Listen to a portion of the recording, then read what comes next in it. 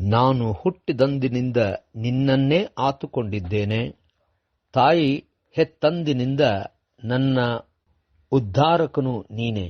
ನಾನು ಯಾವಾಗಲೂ ಹಿಗ್ಗುತ್ತಿರುವುದು ನಿನ್ನಲ್ಲಿಯೇ.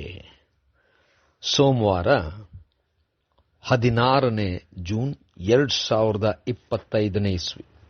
ಈ ದಿನದ ವಾಕ್ಯ ಧ್ಯಾನಕ್ಕಾಗಿ ನಾನು ಆರಿಸಿಕೊಂಡಿರುವಂಥ ವೇದ ಭಾಗವು ಶ್ರೀ ಲೂಕನು ಬರೆದ ಸುವಾರ್ತೆ 10ನೇ ಅಧ್ಯಾಯದ 3ನೇ ವಚನ. ಹೋಗಿರಿ, ತೋಳಗಳ ನಡುವೆ ಕುರಿಮರಿಗಳನ್ನು ಹೋಗಿಸಿದಂತೆ ನಾನು ನಿಮ್ಮನ್ನು ಕಳಿಸಿಕೊಡುತ್ತೇನೆ, ನೋಡಿರಿ ಎಂಬುವಂಥದ್ದೇ. ಕರ್ತನಲ್ಲಿ ಪ್ರೀತಿಯುಳ್ಳ ದೇವಜನರೇ, ಶುಭೋದಯ. ದೇವರು ನಮ್ಮನ್ನು ಆರಿಸಿಕೊಳ್ಳುವಾಗ ಯೇಸು ಹೇಳಿದಂತೆ ಲೋಕದಲ್ಲಿ ಅಸಾಧ್ಯವಾದಂಥ ದೊಡ್ಡ ಶಕ್ತಿಗಳು ನಮ್ಮ ವಿರುದ್ಧವಾಗಿ ನಿಂತರೂ ತನ್ನವರಾಗಿ ಕುರಿಮರಿಗಳಾಗಿ ಸೇವೆಗೋಸ್ಕರವಾಗಿ ಕಳಿಸಲ್ಪಟ್ಟಿದ್ದೇವೆ. ದೇವರ ನಾಮಕ್ಕೆ ಸ್ತೋತ್ರ ಉಂಟಾಗಲಿ. ಕರ್ತನಲ್ಲಿ ಪ್ರಿಯರೇ, ಈ ವಾಕ್ಯ ಧ್ಯಾನ ಮಾಡೋಣ. ಈ ದಿನದ ವಾಕ್ಯ ಧ್ಯಾನದ ಶೀರ್ಷಿಕೆ ತೋಳಗಳ ನಡುವೆ ಕುರಿಮರಿಗಳು.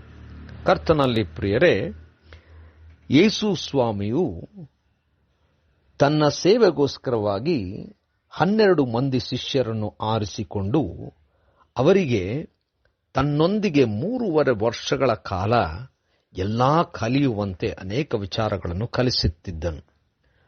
72 ಮಂದಿ ಶಿಷ್ಯರನ್ನು ಕೂಡ ಆರಿಸಿಕೊಂಡು ಅವರನ್ನು ಸೇವೆಗೋಸ್ಕರವಾಗಿ ನಿಯೋಗಿಸಿದನು.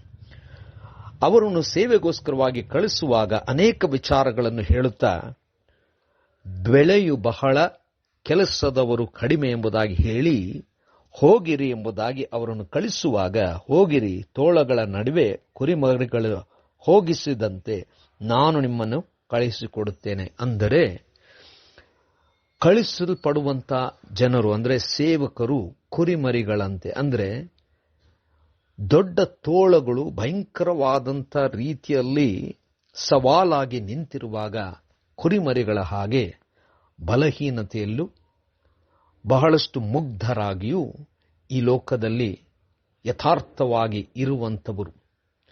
ತೋಳಗಳೆಂದರೆ ದುಷ್ಟತನ, ಅವರಲ್ಲಿರ್ತಕ್ಕಂಥ ಚಾತುರ್ಯತೆ, ಇವುಗಳನ್ನು ಎದುರಿಸಿ ಸೇವೆ ಮಾಡುವಂಥ ದೀನತೆ ಮನೋಭಾವದಿಂದ ಇರುವಂಥವರು.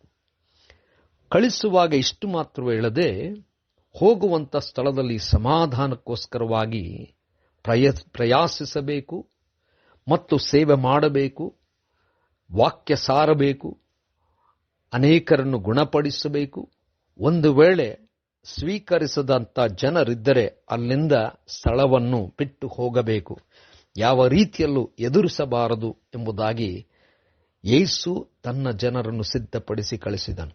ಕರ್ತನಲ್ಲಿ ಪ್ರಿಯರೇ, ಸೇವೆಗೆ ಆರಿಸಲ್ಪಟ್ಟಂಥ ನಾವು ಕುರಿಮರಿಗಳಂತೆ ಎಂಥ ಬಲಹೀನತೆ ಇದ್ದರೂ ಮುಗ್ಧರಾಗಿದ್ದರೂ ದೇವರು ನಮ್ಮೊಂದಿಗಿದ್ದಾನೆಂಬ ಭರವಸೆಯಿಂದ ಮುಂದೆ ಸಾಗಬೇಕು.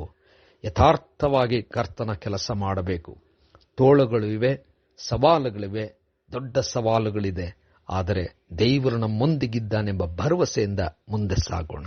ಕರ್ತನೆ, ದಯಮಯ ಸ್ವಾಮಿ, ನಾವು ನಿನ್ನ ಸೇವಕರಾಗಿ ನಿಜವಾಗ್ಲೂ ನಿನ್ನನ್ನು ಮಹಿಮೆ ಪಡಿಸುವ ಹಾಗೆ ಬಲಪಡಿಸು. ಯೇಸುವಿನ ನಾಮದಲ್ಲಿ ಪ್ರಾರ್ಥನೆ ಬೇಡಿದೆವು ತಂದೆಯೇ, ಆಮೆನ್.